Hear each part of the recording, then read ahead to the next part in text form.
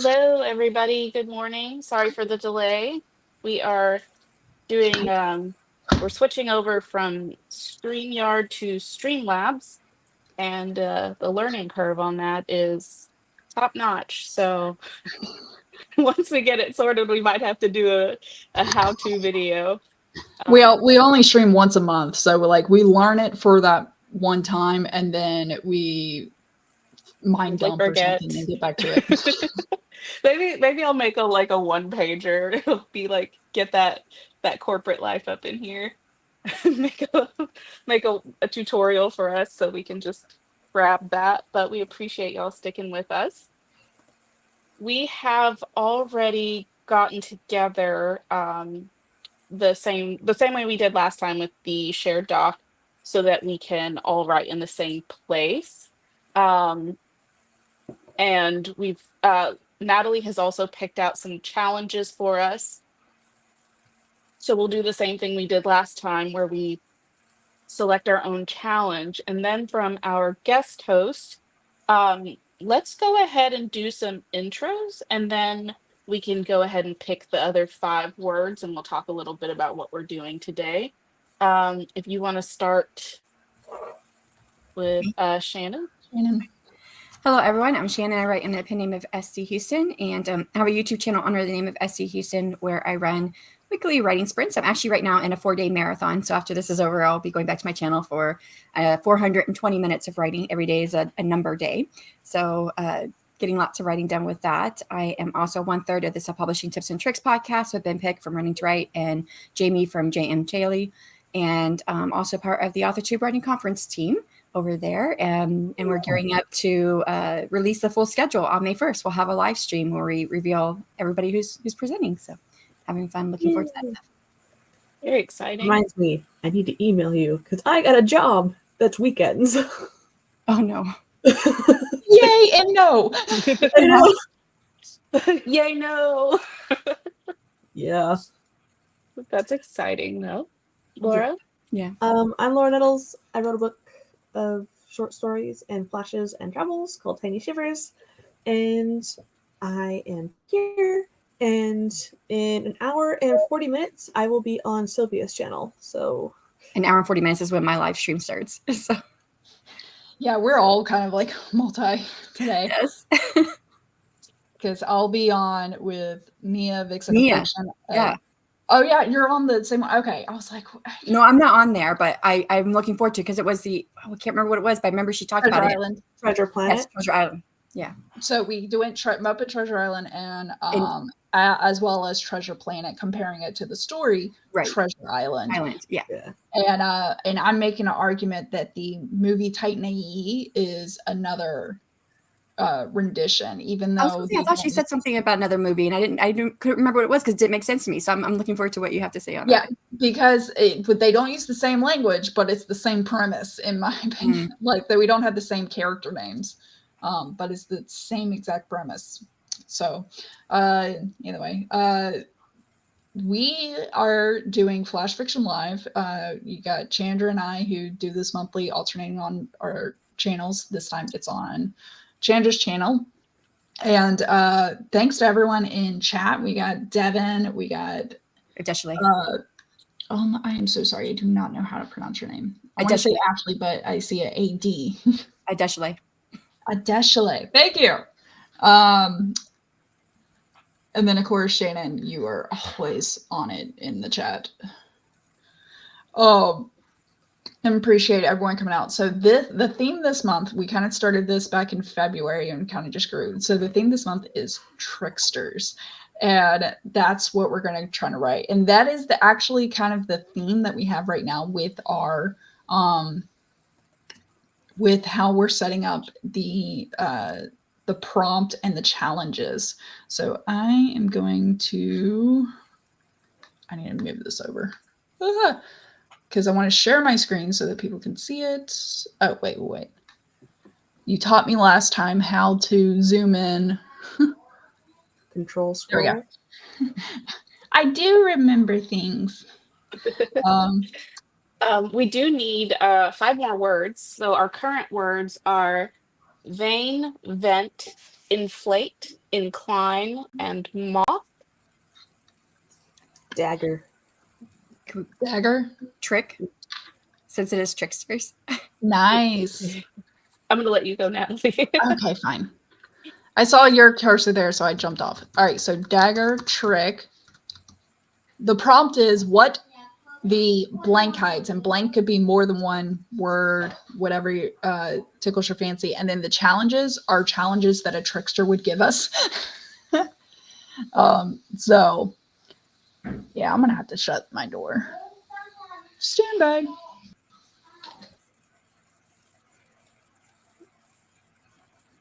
I don't think I can, well, for the first one, type your story without your screen covered. I'm going to be verbal vomiting, so I won't be typing. Hey, that's I was fine. thinking I might try that and see how it goes. My heart goes out to whoever is having to read what I write. Yeah, I was actually going to try that because then I don't have to cater my writing style, and I learned okay. the key strokes and everything, and I usually am precise with my typing. I will let you take it. I appreciate you But taking one for the team. that's me taking the easy challenge, which is not the purpose of the challenges. I don't want that one, so go for Oh, it. okay. Unless Laura, I don't know. No, I want the character mimic the main character. Oh, I want Yeah. I want the animal one. Okay. There we go. Okay, so I'm gonna I'll write as get many cliches as possible. Yeah. type with your screen covered. I will use. Chandra will use as many cliches as possible. Which is funny because you're not supposed to have them in writing whatsoever. And then have a side character mimic the main character, which is such a trickster thing to do. And then write a story where all the characters are animals. So I'm really intrigued to see how we do. All right, so we have 7 words now. We need 3 more. Mm-hmm. Veil. Ideas. Jail. Veil. Oh, veil. Veil, vein, vent. I was thinking there was like a V. Nice. The alliteration is so lovely. Chandra, this is yours. Don't worry. You can edit it once we copy and paste everything. Oh no, you're good. I was just thinking we would have one where everything's collected at the top, and then I'm going to replace the underline and everything in my. There we go. That way we can see the original and then how it started, how it's going. All right. So I'm already starting with the cliches. For vendetta. we Ooh, need vendetta. Yes. we need 2 more. Yeah, 2 more. So vendetta. Yeah. Oh, vendetta. Mm-hmm. Let's see. 3, 6, 9. We need 1 more. Laura? I've already done 2. And so is Shannon. Let's do. We're on Chandra's channel. I don't know. Cheese. Cheese. Oh, You know what? I like that because it can also be a verb, and like, but I will change the endings to make it a verb if I need to, or a adverb, or all that stuff. All right. So now I personally will go ahead and copy and paste this into my tab. And I'm going to have to get a piece of paper and tape this over my screen. And then it will be interesting to see how we end up. So what's up? Hey, Donna, can I have the screen? When I'm done, can you have the screen? Yeah. Right. I'm using my computer until like 2 o'clock today. Sorry, kid. It's a packed day. It's only once a month. Okay. Also, I usually have a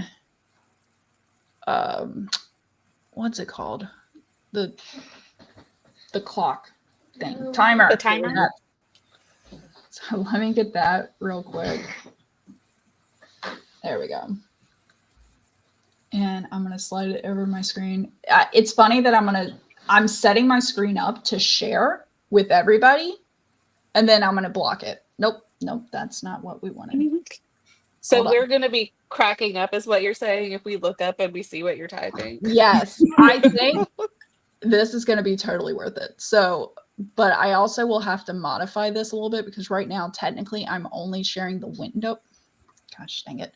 I'm only sharing the window. Nope, stop. Oh, you're going to have to share the actual screen. Yeah, just and the so window. I'm going to switch it to share the screen. Just bear with me. The Tricksters are already active right now. I do have to sidebar just to say that I was very pleased with the reel that I made for Instagram with the Pink Panther theme. Yes. I was like, yes, The time is crushed it. I know. It's not, we haven't started yet. Okay. So hold on. The only other thing that I need to do is figure out what I'm going to fill in the blank with. And I feel like I'm a little nervous because I feel like usually by this point I've already figured out how I want to modify, like what I want to fill in for my prompt. I've got nothing right now, so this should be fun. Okay. I got it set up. Now, we're not going to push start yet because I have to cover my screen. I actually got to cover both because I got the two screens How are where you going one to is showing start on what the is, timer? and I got to start the timer. All right, hold on. I got it. So you're just gonna have to just hang the paper only over the writing side and leave the timer side so you But can then see this it. is the broadcast channel screen too, so I can see what's on what we're broadcasting. Oh. Yeah. I will. Okay, I am gonna make a rule where I will have to keep. I'm gonna take a picture of my screen real quick because otherwise I'm not gonna be able to remember what Your words are. Yeah. Ooh, this is a really tough challenge. Okay, so I took a picture so I can at least have that, and I'm gonna grab. I got paper, and I just need to go grab tape and everything. Feel free to discuss what you're thinking about writing about or your naming convention. Yeah. Thanks for saving my chair. So I don't usually. I usually know what I want my word to be. You mean the word that fills in the prompt? Yeah, I'm trying to come up with something, but I've got no, usually I have like some kind of idea by now of what I want to write about, and I don't so far. I think I'm going to do like in my current book that I'm writing, there's a cat. But she's actually part divine, and she's I haven't quite figured it all out yet, but she's part of a divine creature. Like it's like he took a piece of himself and created the cat. Is what he did. Oh. She's a piece of him, and he has sent her off on a mission in my book. And she can talk to everybody, but she doesn't. So I think it'd be cool to have this story where she is talking to people or whatever, or other animals. Yeah, that sounds fun. Because I'm going to be using so many cliches, I think I should probably set myself up with that in mind.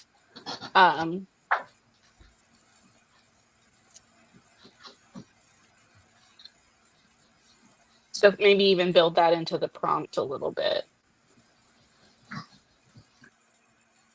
Okay, I have mine, obviously. I got construction paper. I thought that would be best. And this is comical. I can tell you my screen, how it's split. The construction paper only covers my writing, so I can at least see the timer while I'm writing. And then this is covering broadcast so that I can't cheat. Once you have it up there, I feel like you should take a picture of that too. Oh yeah, definitely. I don't know why I'm lifting this up so I can talk to y'all, because y'all can see me better if I do this. The main thing is I just want to make sure that I can click myself mute. Oh my god, these dogs. I don't know if y'all see. I can mute you if you need. Okay, good point. Yes. Yeah, that might be helpful if y'all can mute me. Okay. So in that Do you case, have tape? are we ready? I Ready? think so. Okay. I am gonna lift up my screen just to make sure that I am typing in the right correct place. window. But after that, I will have my screen covered. So, Okay. all right. So, 3. Oh, yeah. 3, 2, and 1.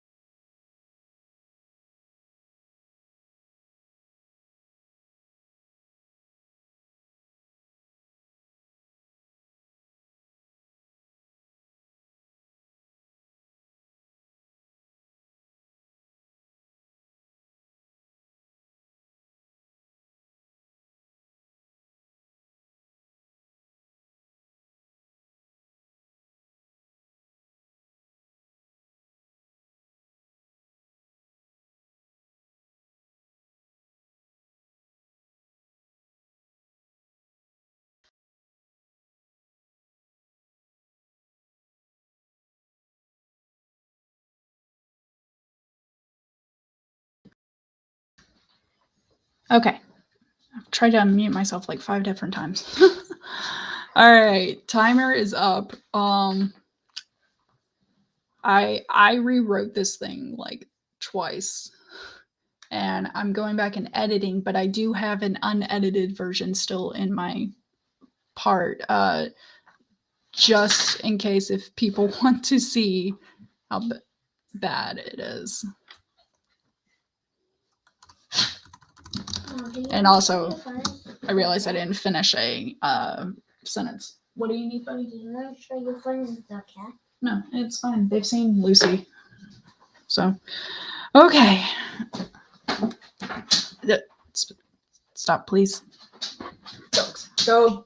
Sorry, animals, people, things are everywhere. Are y'all ready? Yes. Okay. I realized I was like, wait, I'm the only one talking right now? All right. So, I gotta open the tab up now.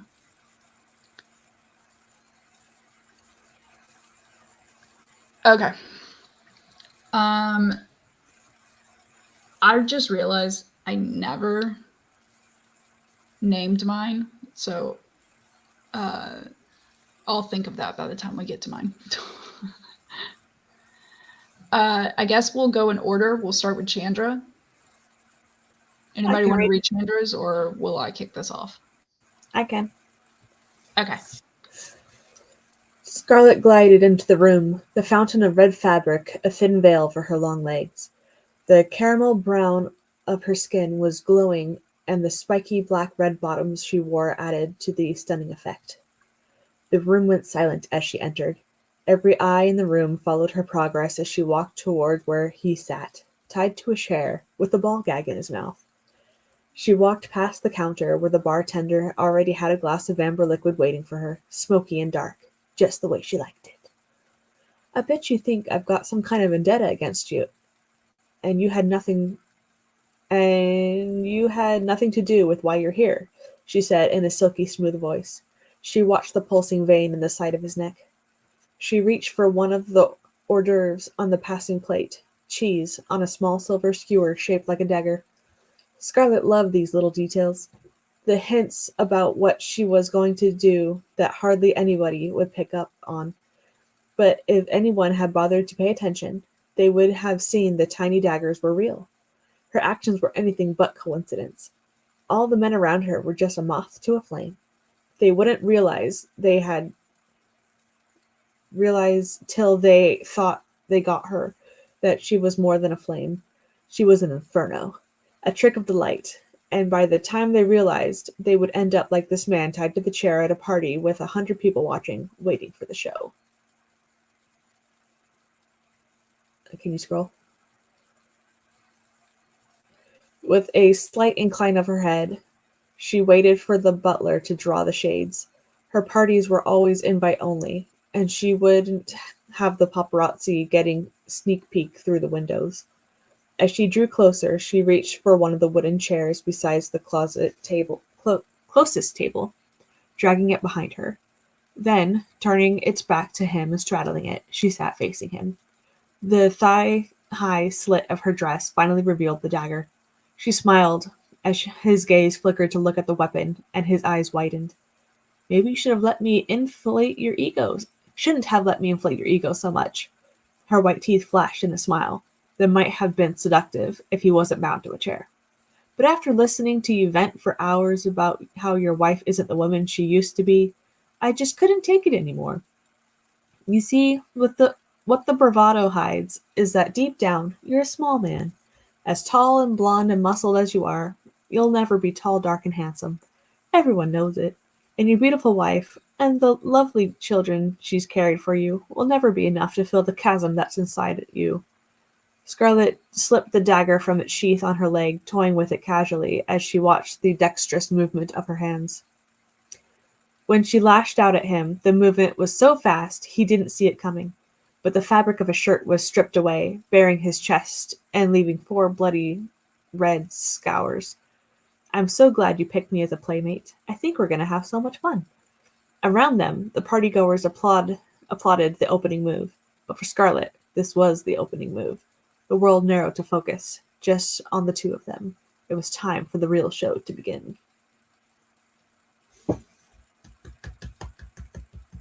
Yay!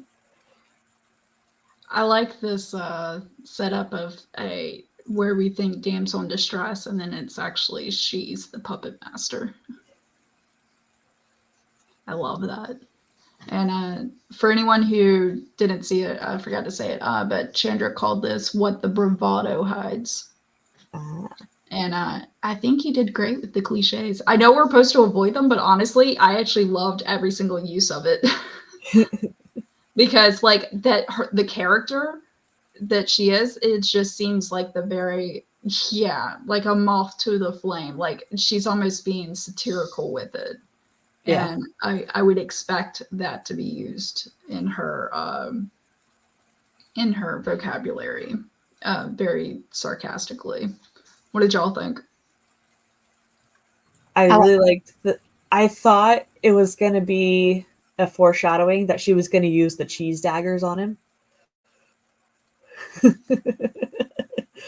So maybe later she can skewer him with cheese daggers.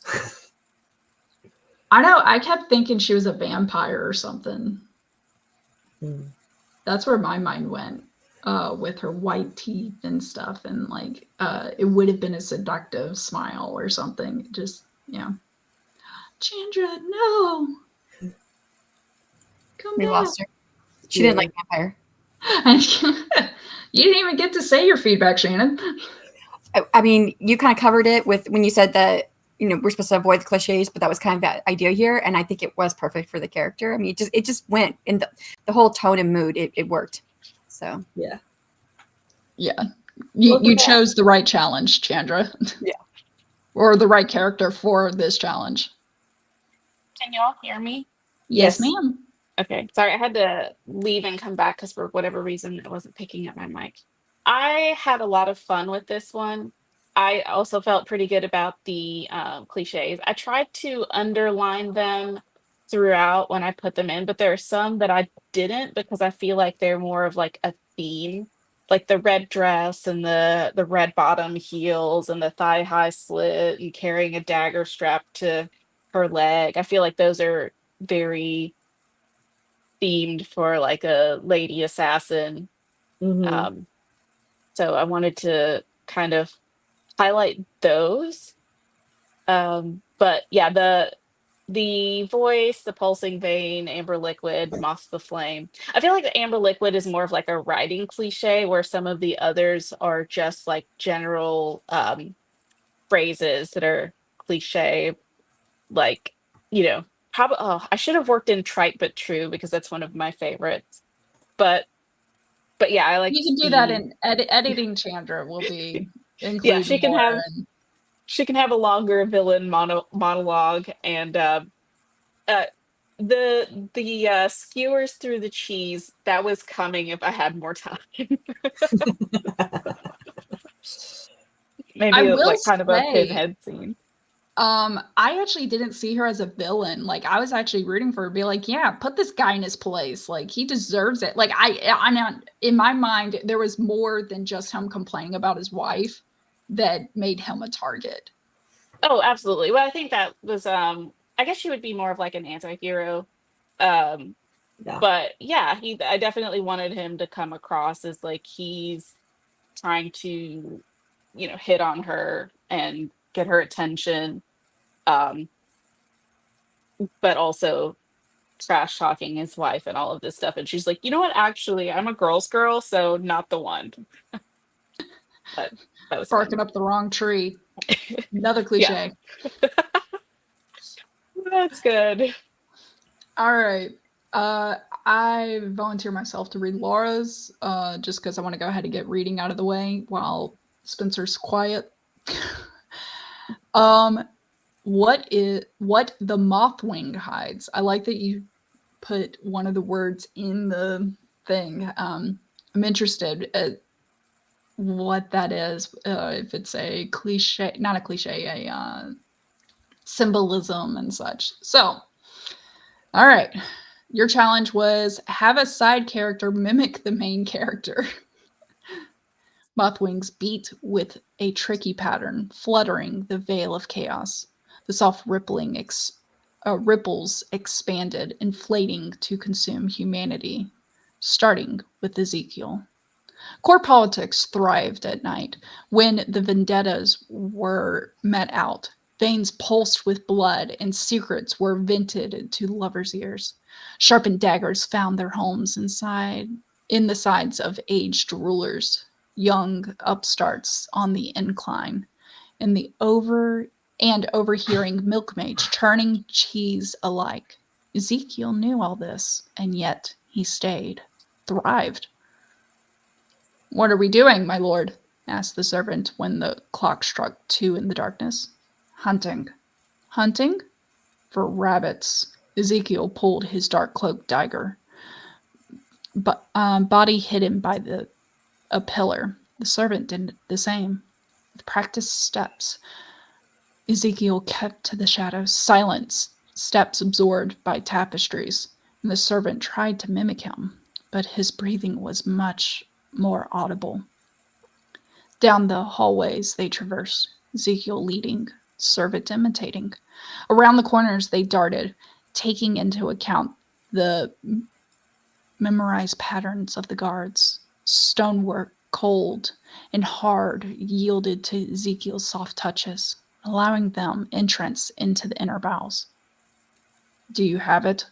he asked the servant as the secret door to their destination loomed in the dark. "I have it," the servant confirmed. With a whisper of dust, the door slid open, allowing them safe passage into the room of their target. The man was asleep. 2 drunken lovers draped over his rotund figure. 1 male, 1 female. They moved with aborted twitches, trying to please each other now that the one beneath them was no more conscious of this world. The lovers didn't even look up with their bloodshot eyes as Ezekiel and the servant entered. With silent motion, Ezekiel motioned to the servant, while the youngster got to work bagging treasures and secrets. Ezekiel took his bottle of ink and began his ministrations. Mm-hmm. Okay. A touch to a forehead here, a flick of a wrist there. Stepping back, he hummed in satisfaction at his fine work. At the servant's gasp, he turned, cloak billowing out like both wings. His grin was most sinister. Huh? It's supposed to be moth wings. Oops. Oh, like moth wings. Okay. His grin was most sinister as the dagger slit the servant's throat. He caught the bag of secrets before they hit the furs of the floor and slipped out the reveal door. Above the man with inky painted crown, the newly penned words stood proud. "You take your lovers and spill your wine, but tonight your clock runs out of time. Secrets hoarded and secrets bought will all be revealed and bring you naught." Mothwings beat with a brazen pattern, fluttering the veils of chaos. The ripples now put in motion, humanity would fall, starting with the doings of Ezekiel. The insect grinned. Ooh. The fact that you could put like a prophecy poem in the middle of this, man, I was just like, saying, yeah. and it's so polished. What the? Like she wrote a short story and a poem to go with this. Yeah. I know that was not the challenge, but okay. That was a good flex. Yeah. Yeah. Like the Wayne's World, we're not worthy. Like, yeah. Cool. And what? So, I mean, this is not. I'm not trying to like boost myself here, but your writing, because this is the first time I saw it. Your writing guided my tone of voice. And so anytime there was a change of voice, it's because you led up to the moment of the change so well that I knew I needed to adjust my inflections or and such. And so that is a reflection of your writing, not of me whatsoever. I just knew something was coming and I needed to adjust myself and put a different tone or a cadence in the writing. Yeah, that's a true reflection. The only thing that I was like, really, was the silent motion Ezekiel motioned. Yep. That was the only time where I was like, she is human. I knew it. That's I really like that story. I would read the book. I feel like I say that every time. More, give us more. Give me more. Was I the only one who thought Wabbit season? I did too. Right when I said it, I was like, oh, my voice did not help on that one. That's funny. I like it. Very good. Yeah. Who is next? I can read Shannon's story. Yep. I will switch to that one. And by the way, I didn't even I'm assuming Ezekiel was being satirical when he said for rabbits. Yes. Okay. I didn't grasp that at first, and on a reread, I would have put that inflection a little bit better there. So, okay, now to Shannon's. What the vent hides. I like that. I like how both of y'all used it. One of the words in the prompt. Okay, Marigold was not easily bothered. She had endured flaming stones, lightning rituals, and once a thunderous tantrum from the Firebird himself when his cloak caught on a chandelier. Many strange things happened in the Vale of Pillars, the home of the gods. She napped through all of it, but this she could not ignore. The sound came from the northeast hallway, the one lined with old flame-etched mirrors, and that tapestry stitched with symbols she wasn't supposed to understand, but absolutely did. They underestimated what she could do, comma. Wow. We're reading punctuation now, Chandra. I mean, I had to read punctuation when I put it together, so it sounded right to me. Well, I was also like thinking for a second about how The you dictation. narrated all of this, Uh-huh. and I was like, that's so cool. And then I started. Sorry, y'all. But absolutely did. They underestimated what she could do, even if she was a cat. There it was again, a faint flutter, a whisper, the tiniest beating of something against metal. It came from the vent. She crouched low on the stone floor, her ears perking forward. The scent was dust and warmth. And cheese? She pressed her face to the vent's metal grate. Definitely cheese. Images of the golden food and springy texture, the bliss on her tongue. But then she heard it again. Flutter, flutter, flutter. Then gone again. The lesser creature might grow frustrated. Her? She flicked her ears and stalked off, indifference. Naturally, she knocked over a bowl on her way out, just to feel better. The sound returns the next day, then vanished, then returned again, like it was teasing her. I'm the shadow of the Firebird. She perched on the incline of the windowsill later that night, the one who walks between sparks. I am his most graceful trick, his last true whisper. She now narrowed her eyes. And yet this thing drives me to madness. A moth? Surely that's what it was. Something soft and ancient and wrong. Something that had no business living behind a wall. What vendetta did it have against her? She returned to the hallway at midnight when the glowstones dimmed and Zarko slept.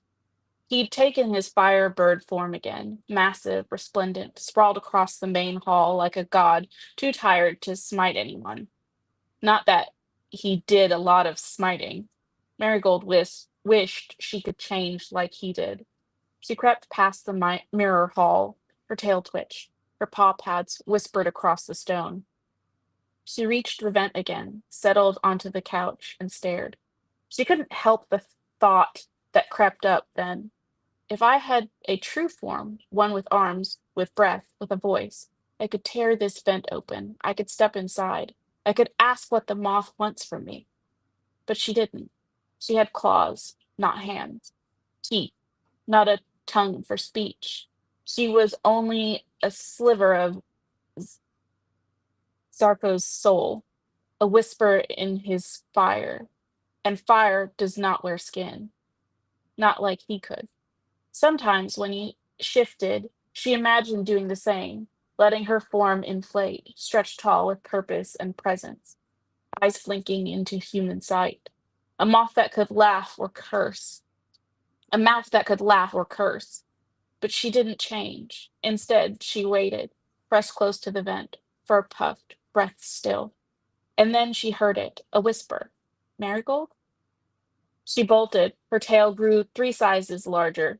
The next day, the sound did not return, nor the next. She stalked through the estate with a dagger waiting to be unsheathed. Estate like a dagger waiting to be unsheathed. Napping, snapping at passing wisps of magic, ignoring her plate, even when Zarko left a sliver of roasted honey mouse beside a slice of enchanted cheese. Nothing. Until the 7th day, when she passed the hallway again and paused. The vent was open. No breeze, no smell of cheese, just shadows. Stepping close, peered inside. Behind the gate, the wall gave way to a narrow crawl space. Dust floated like breath held too long. And in the center of it all, something lay on the floor. She reached in, paw brushing the object. A single torn mothwing, fragile and shimmering faintly, like old embers, veins of faint light. She batted it once, it turned to ash. And that was it. No more sound, no more flutter, no more whispers, just absence. Later that evening, she curled beside Zarko's firebird form, her tail draped over one flame-colored wing. He stirred in his sleep, then spoke without opening his eyes. What secrets have you stolen today, little one? She didn't answer. She simply purred and dreamed again of shimmering wings. Ooh, I love it. I feel like it's like kind of boring. No, No. I No. actually got a little sad that there was no more sound. Like it was like her purpose went missing. It's like when the villain kills the hero or something, and then it's like, well, what do I do now? What's my purpose in life? And that's what I kind of felt like she was feeling. Oh, okay. I was like, I wrote a boring story. No, I really like it. I feel like it's kind of a teaser for the project that you're working on of like, would you like more of Marigold? Yes, then I have the book for you. Something to go in your newsletter. I was thinking that too, but then I thought, well, this is kind of boring, so no one's going to want to read it. It's more of a That's- quiet, contemplative piece. It's nice. I like it. Yeah, you have it so well planned, because here's the funny thing with mine, like there's a section of like 270 words where I wrote something. Then I was like, new story idea. It's wrong again. And I do feel like that was happening with some of my paragraphs. I was like, I didn't really need that paragraph because I think I was going to go somewhere else with that, and I didn't go somewhere else with it, and I did something else instead. But I didn't notice that reading it. I like the voice. I like the boredom, and I get the sense that Marigold is actually a little bit irritated that she's so interested in something. Mm. Like that's almost such a cat offensive. thing. Like she's so annoyed by it that she pushed a bowl off the table. I love that. She's like, instance. stupid. How dare it be interesting to me? I like her. Nice. Okay, now for the final story. Me. You have a choice. Okay. So there was I started one sentence, then I was like, okay, new start. And then I kept writing. And then I was like, okay, let's rewrite the story entirely. And then I was like, okay, let's edit it so that it can actually be logical. So this edited version is the story rewrite. But as you can see, there is multiple errors. There's like this section here is all the same sentence, just I kept starting it over and everything, and I couldn't backspace far enough to get it. And then you see like this is supposed to actually be part of the sentence before, so there is errors like that. And even this, I don't know what I was going with there. I'm just really impressed that you like got that much written without being able to see. I was like, how much do you actually have here? You have like 3 stories going. So the edited version was done in like the last 3 minutes. So technically I only have 2 versions where one version is edited. But this section here is about 360 words. Nice. This section here, the new start section, was 270 words. So, and I don't know what the edited version is. So yeah, you get a choice, what to read, edited or which one do you want me to read? Huh? Which one do you want me to read? I don't care. Edited will be, it won't trip you up as much. If I do the edit it? Yeah. Okay. But I just wanted to keep the other version so people know I legitimately type this without seeing my screen. Yeah. Alrighty. Do you have a title for it? Or no? A veil is supposed to be opaque. Oh, that's the beginning. What the veil hides, maybe? That's what I'll call it. What the veil hides. You're muted, Natalie. Scroll down to the edited part. It says, I'm standing backstage. Yeah, I was just looking to see if you had a title or whatnot. Oh, the title, it would be What the Curtain Hides, I think. What the Curtain Hides. Okay. I'm standing backstage as my false resume is spatted out to justify this promotion. The curtain I'm behind veils who they're speaking of. It is an alternate universe of me, someone who left the mailroom much earlier than 10 years since starting, someone who grew in the ranks of the company, not someone who was selected as the first ever Rising Leader program. An unwarranted promotion is dangerous. Did I damage a package? Delay delivery? Most people just vent when that happens instead of creating an entire scheme. A vendetta against the mailroom seems like an odd thing to steamroll a promotion to VP of Finance, especially since I never even went to college. If I was anyone else, their praise would inflate my ego. But my weariness is the only thing on alert now. Wasn't Enron doing strange hires like this before they went to ruin? It all has to be a trick. A vendetta against me, or the alternative is my promotion is to scapegoat and I will get a literal dagger in my back. Or whatever method of execution they choose to keep me silent. They could make it look like a suicide like Epstein, maybe a different method where my veins are open to the air to ensure a quick death. My hands clench and unclench as sweat beads around my forehead. Even my body knows this is all wrong. One of the assistants dabs my forehead with a tea towel. And just as my name is called to walk in front of the entire press and stakeholders and employees, the last advice I'm told as I enter the lion's den is to say, geez, like I should be drawn to this like a moth. I'm curious about what exactly happened. Yeah. It took me a while to get here.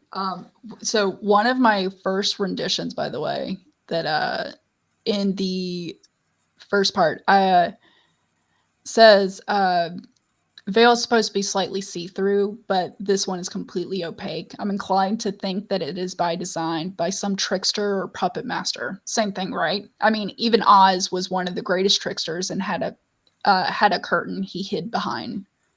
I like that. And then I said, but what do you do when you're behind the curtain in the place of the mastermind, but just a pawn?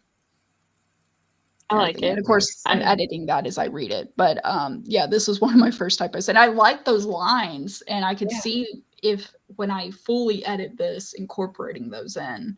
But just think you didn't end should. it up.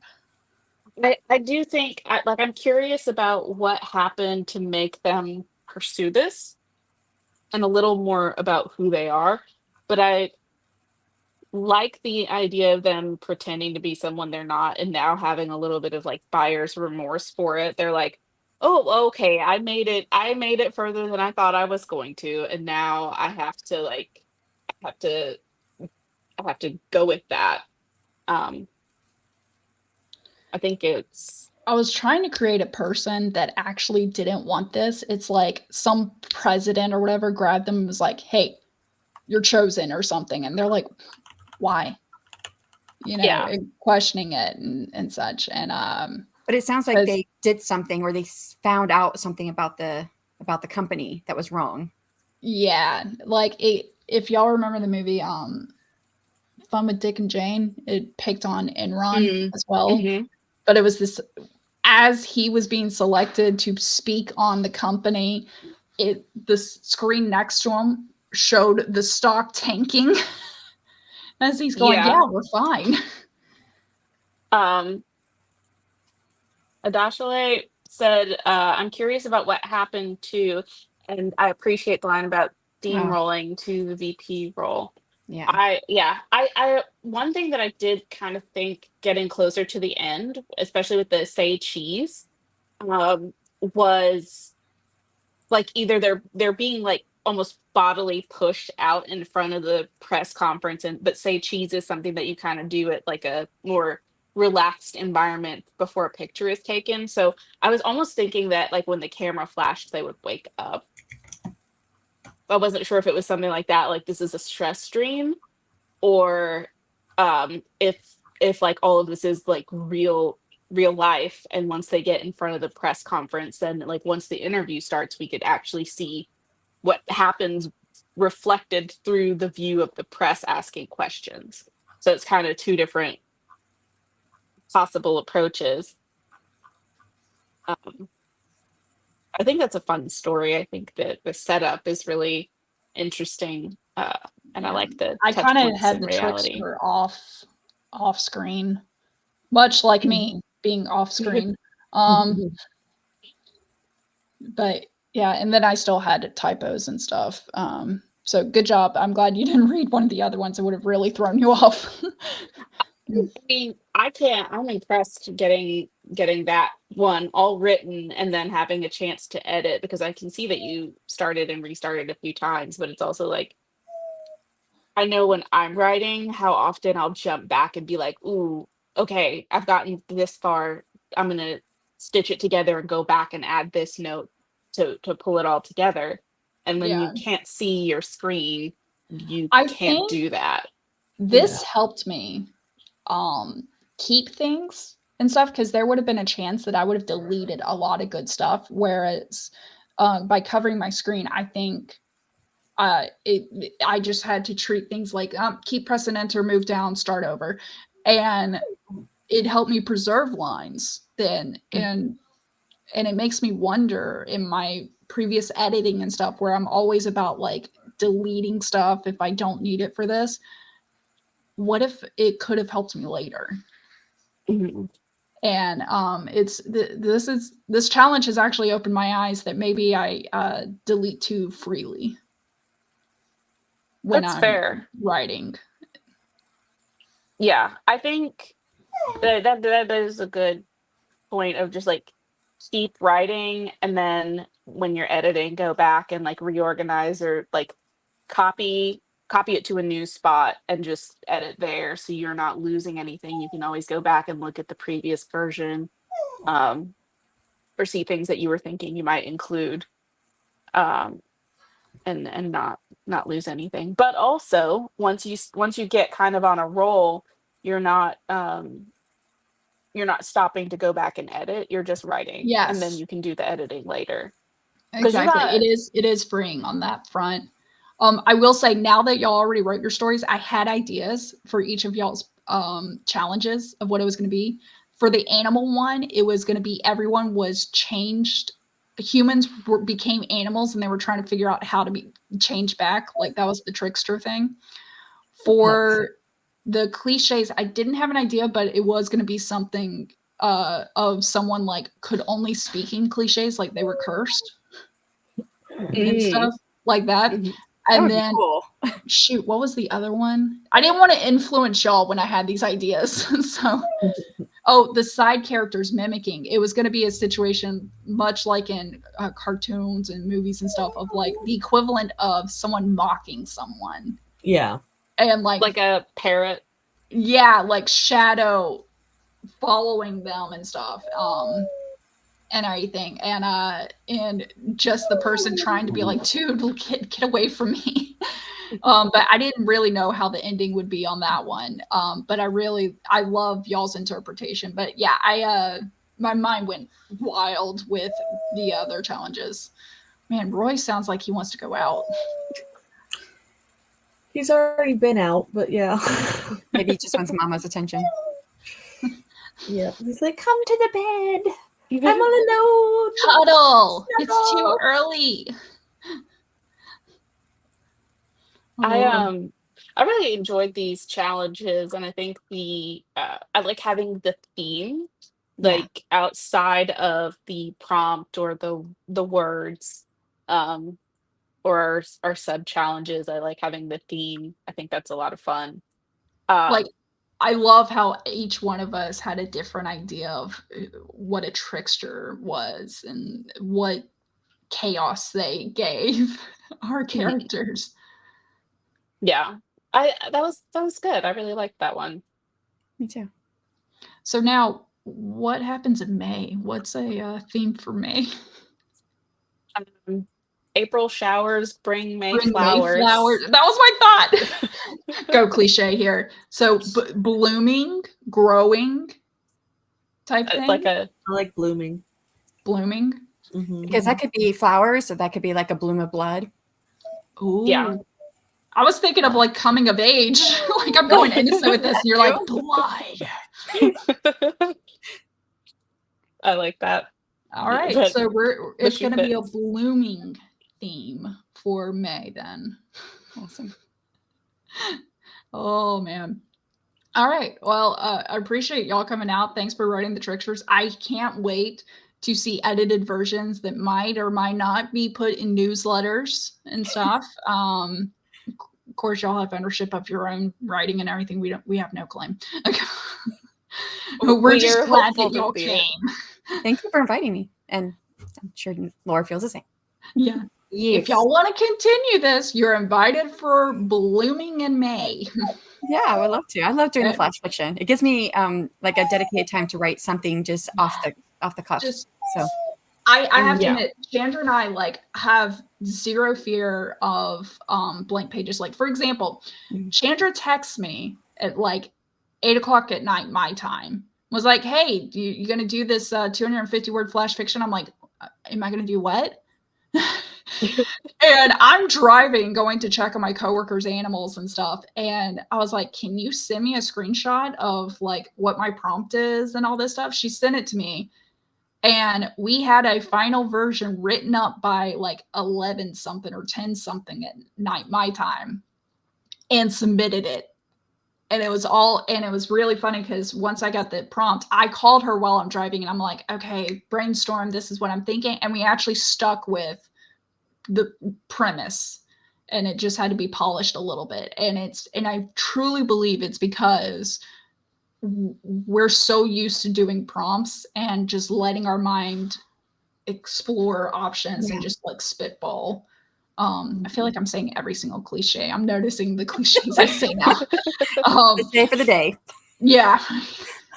But we were able to come up with something really quick, and I couldn't even write until 30 minutes before we submitted. It was before that, it was just brainstorming and finalizing. And it's like, okay, now I'm back home. I can type this up, typed it up real quick, call her. I'm like, you're still awake, right? Because I need your help. Sent it over. We reviewed each other's stuff and then sent it back. And, but yeah, it was, I think flash fiction, you do enough of them, you don't fear a blank page anymore. You're able to just let your mind run with whatever prompt you're given. I always tell people I have more ideas than I have life left to write them. So I always have ideas running around in my head. Oh, I love that, but it's also so sad. Yeah, right? It breaks my heart. I'm like, oh. But Sorry. can you imagine how horrible it would be the other way around to like have so much life left and so much like enjoyment from writing and have zero ideas? Yeah. Yeah. I mean, that's writer's block. My head might not be so chaotic, maybe, but Yeah, I'd love to join Blooming, but I think I'll be working. Oh. That's right, because your weekend schedule. I work Friday, Saturday, Sunday, Monday. You know what? We might send you stuff ahead of time and be like, hey, write this, and you're still going to be read on live. And we'll take your honesty of that you wrote it within 30 minutes. And well, I could join the writing part. I just can't stay for the reading part because I'd have to vermouth. That would be Well, fine. Yeah, we could still do that. Yep. And we'll make sure we don't chit chat and we try to limit the technical difficulties and know how StreamYard or Streamlabs works and everything.